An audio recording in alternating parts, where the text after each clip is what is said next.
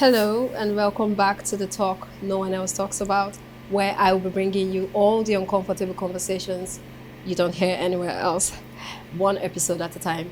Today, I will be discussing sexual and reproductive health and rights, but as you've already guessed, I will not be doing this alone. I have here with me the very amazing Ohotu Ogbeche, but please call me Ohotu. My name is Ohotu, and I'm a lawyer and a feminist researcher with focus on LGBTIQ rights. And you guessed it, SRHR, which is sexual and reproductive health and rights. Thank you for having me. Oh yeah, very great to have you here today. I'm very open to learning a lot. Don't worry, you teach me too. Of course, yes. Learning is a give and take. Street. Yes, it's a two-way street. So, for the purpose of this conversation today, can you break down in the layest terms what SRHR stands for? Okay, so I don't like the term myself. I don't like SRHR or whatever. So it's best think about it: sexual, reproductive health and rights. What is sexual? Everything about sex and how to enjoy sex, how to have sex, how not to have sex, how to say yes or no to sex.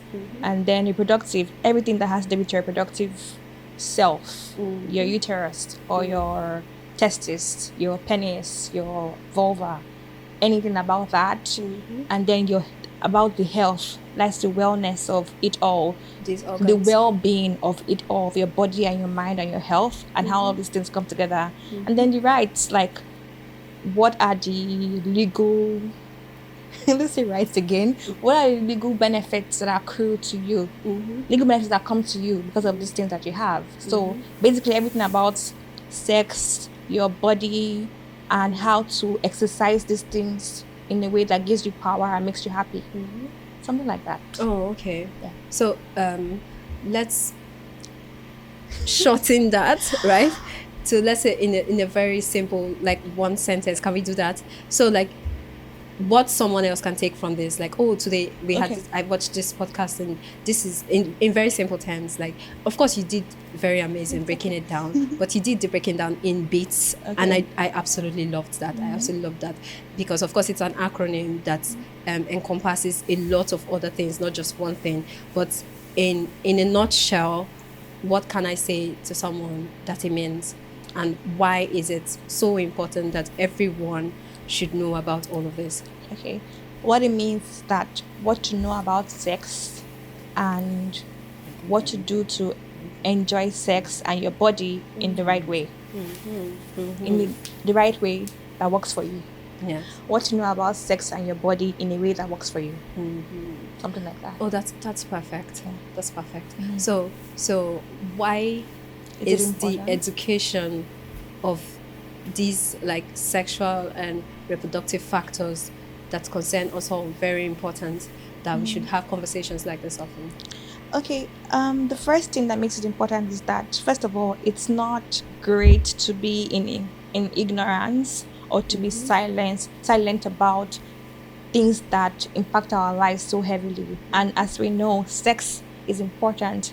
Our bodies are like the only thing that we live in for the rest of our lives. They are very important. So it's crucial. It's extremely important for us to talk about our bodies, to understand how they can work for us and how to like live our best lives in our bodies, right?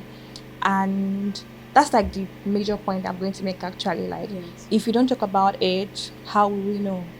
How would they know, right? So having these discussions, particularly for queer people, for sexual minorities, is something that has been put in silence too much, and it's just good to like open the veil, like look, this was under there, and make it as normal as possible. Yeah, essentially.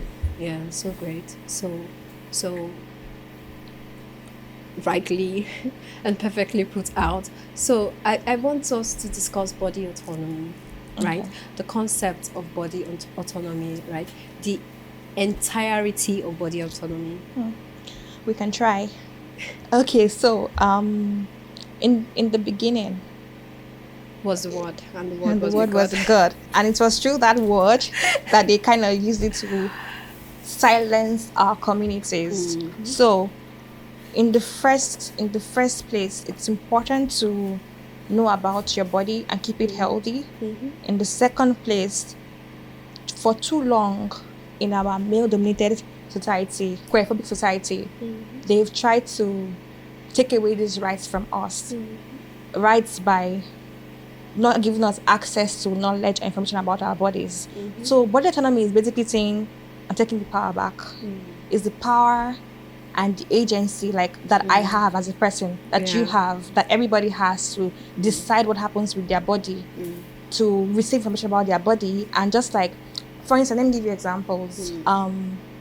As a woman, cisgender woman, I have the right to walk into a hospital and say, I want contraception. They don't have the right to say you can't have that, even though it happens in reality.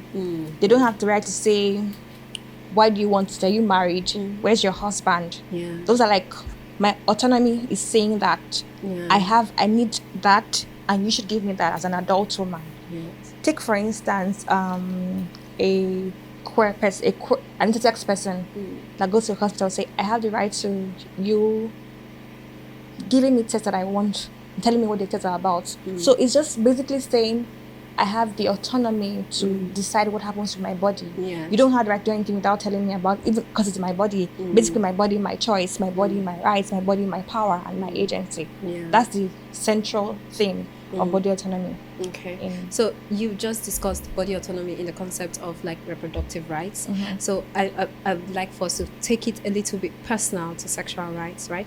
Body autonomy, because now with sexual rights, and first of all, with take it back again to reproductive rights, right?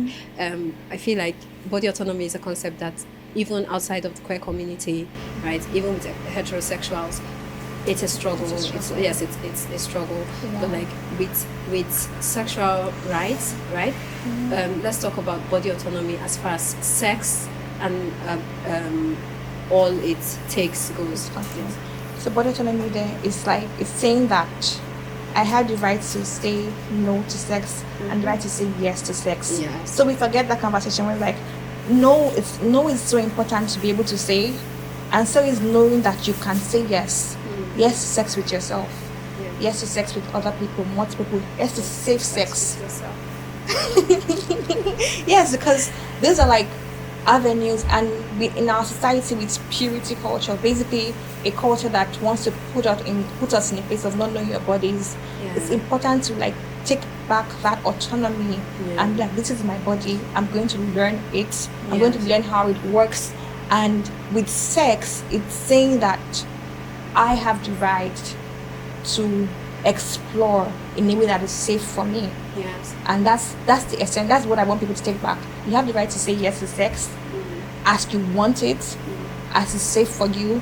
Then you have the right to say no to sex as well. So, and this has to do with different kinds of, for instance, you can say yes to penetration or no to penetration. It has to do with different acts. Like you don't have to say like, if you're having sex, it doesn't have to be like set on stone. Set in stone. Like I've said yes to sex, meaning I said yes to all sexual acts. It is yes to what I want when I want it, and how it is good for me and for both of us, or three of us, or however many that we are in the situation.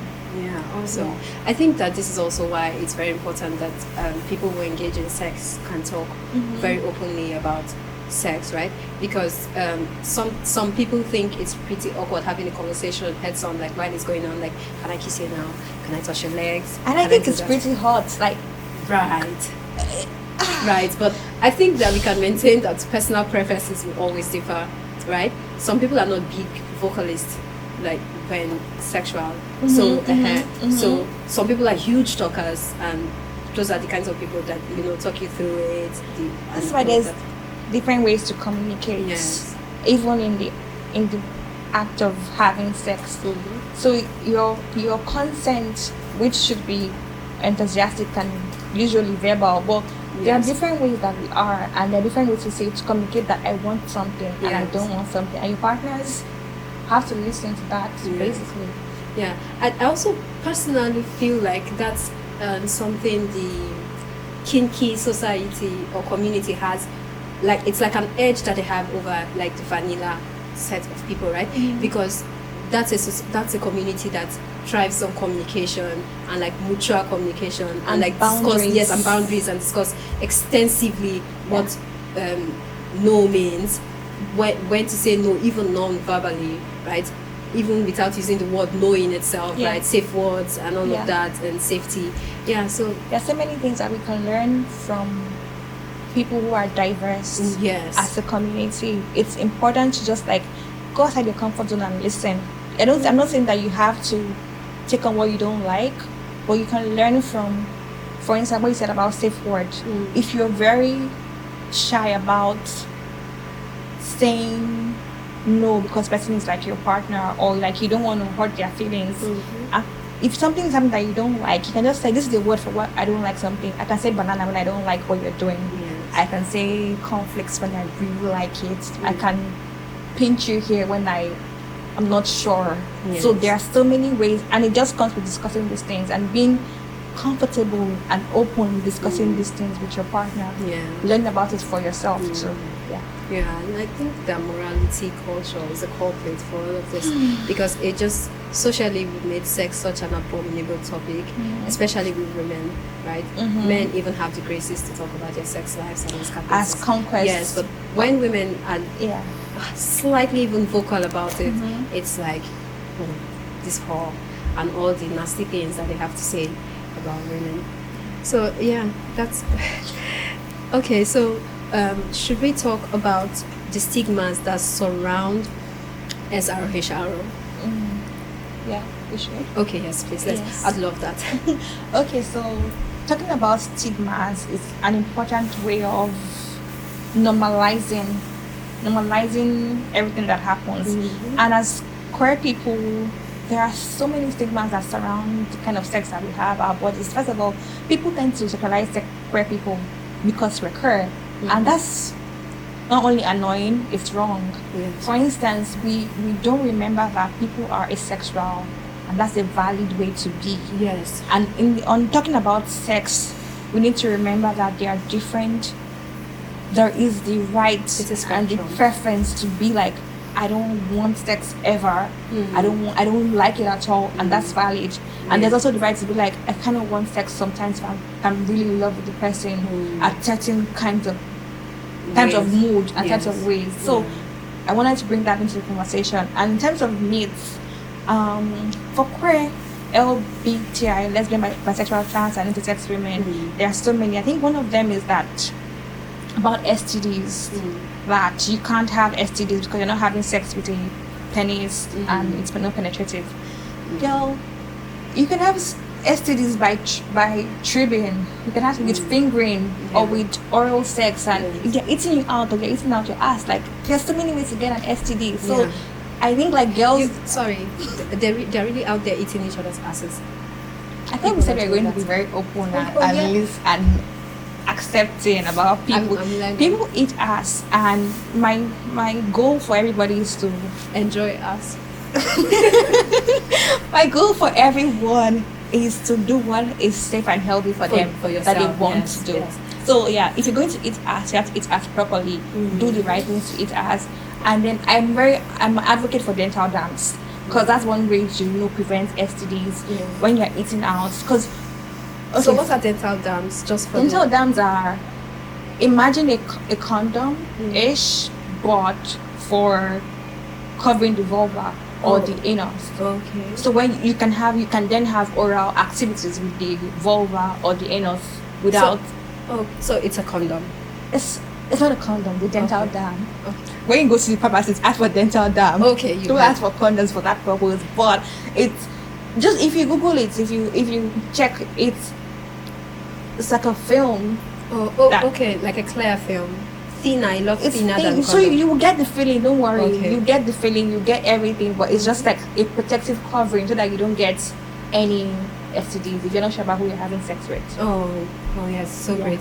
So I'm so glad you brought this conversation up, right? Because something happened on Twitter 2 days ago.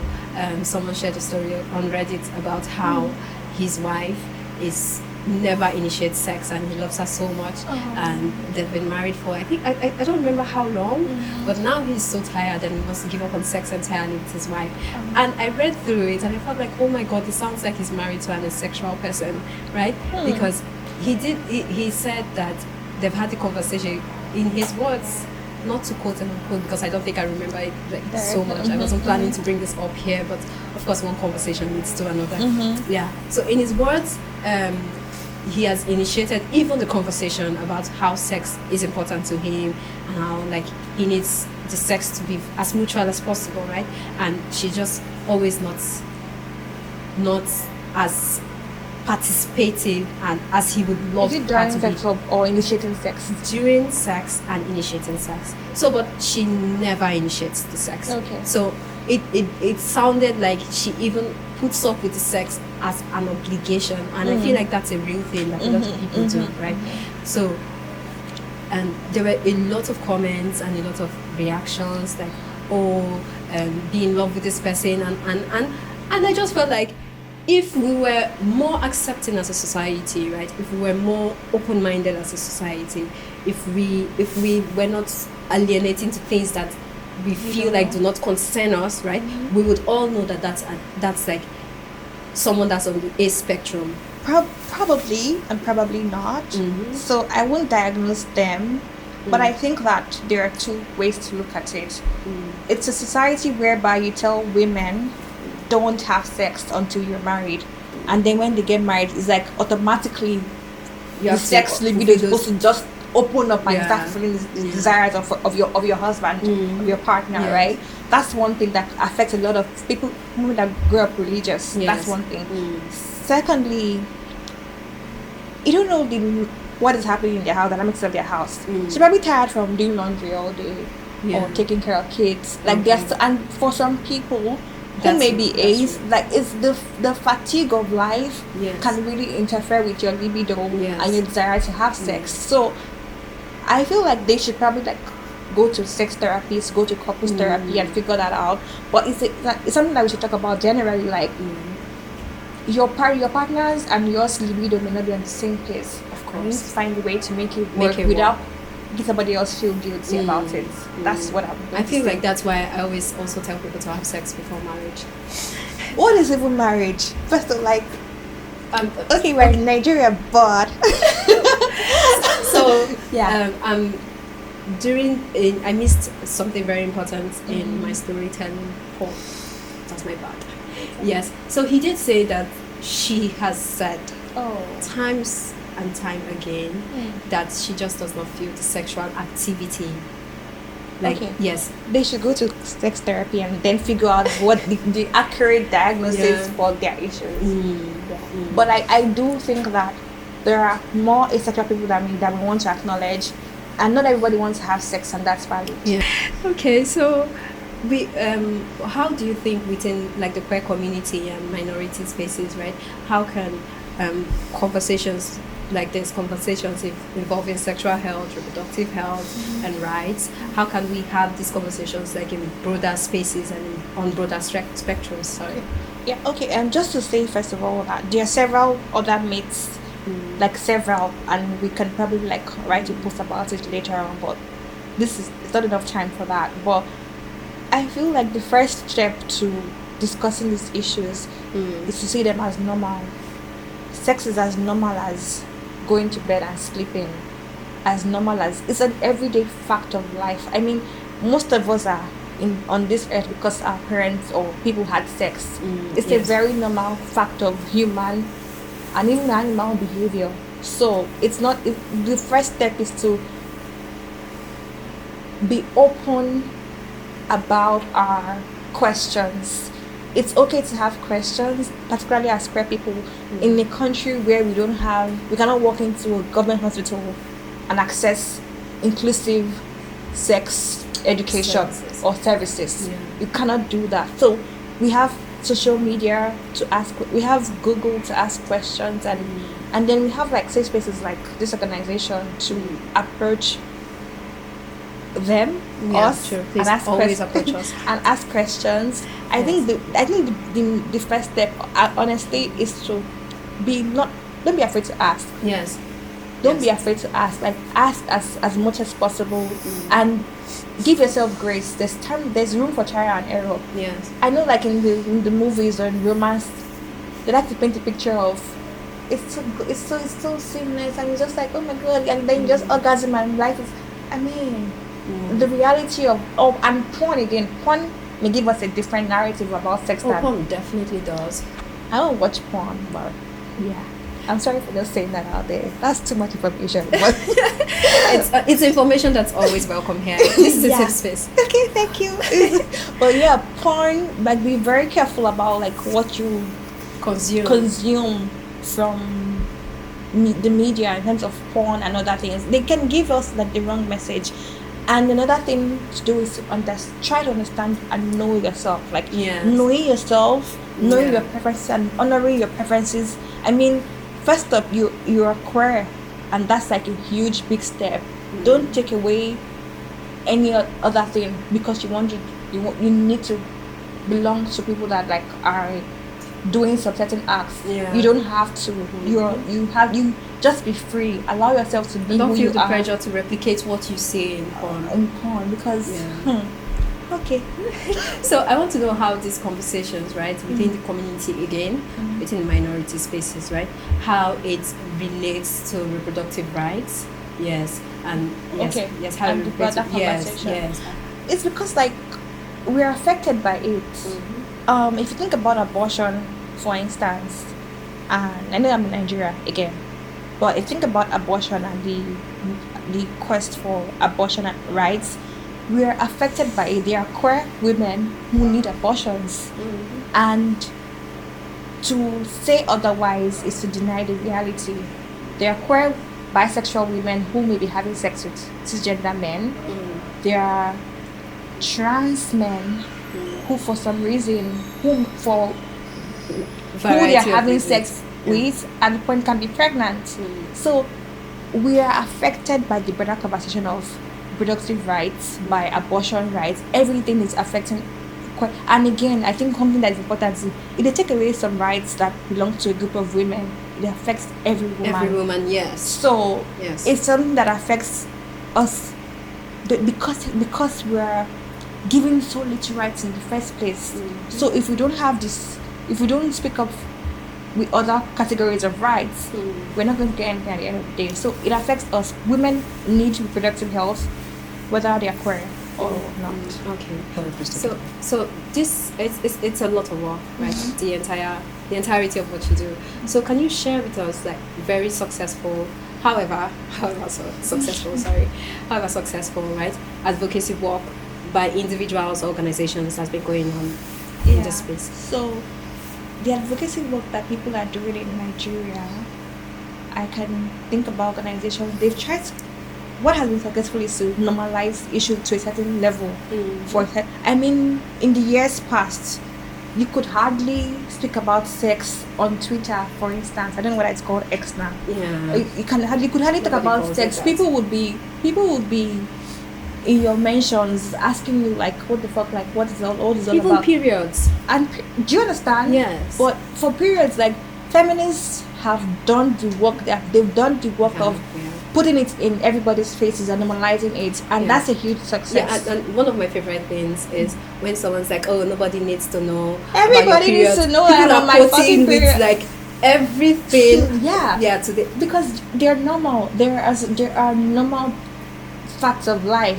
So one big thing I would say is that they've opened the door to have conversations, and through conversations we're seeing change in ideology, change in thoughts and perceptions. And I think this is very important, being comfortable and knowing yourself. For instance, people now talk about vaginismus. Many people didn't know that vaginismus existed, but it exists among our generation. People are finding out that I have vaginismus because of conversation that happened on a social media space. So it's helping to make people aware of what is happening with their bodies. There's so much about PCOS and it has really opened, and that's, for me, that's a success, because it's hard to be going through things and not know that you're not going through this. Naming our problem it's a good way to solving it. Yeah. And that's what this has helped to achieve. And I think like in other spaces, like movement building, what you're doing through this podcast, activities that you do through trainings with rights holders at grassroots level, it helps to really like change narratives and open the door for more. And I think, but the biggest change I think will be in spaces where they are able to have law and policy change. I mean, I'll come at this because absolutely. the law really influences our lives and changes. If we had laws that were good in Nigeria, people would have lower risk of getting STDs, or having unsafe abortions, or just being at risk. So those are focuses so far, I would say. Yeah, I would say this has been a very interesting, educative, and very informative about sex. Like I'm just talking about sex. Like I'm like, oh my God, sex and sexual and reproductive rights. We have to talk about sex a lot. Yeah, I didn't know I knew so much about it. Like, well, I'm very grateful to be in my family about sex. We are proud of you. Thank you. And the knowledge that you're exploring with us. So all of this, you heard it first year. Even she's heard herself talk about all this first year. So this is I love it. This is history. Thank you, Karen. So thank you so much for coming today, and we hope we can do this sometime. Thank you so much. Oh wow. So thank you so much for coming, and thank you for giving us your time. We're signing out today, and I'd like to say again, communication takes two. We want to hear from you. I want to hear how much this conversation related to you. I want to hear what you want to talk about. I want to hear what your concerns are about sexual health, about your own sexual reproductive rights. I want to hear everything you have to tell us in the comment section, and you can use an anonymous account if you are shy to put yourself out there, but we definitely want to hear again from you. Don't forget to like, subscribe, and share. See you sometime again. Bye.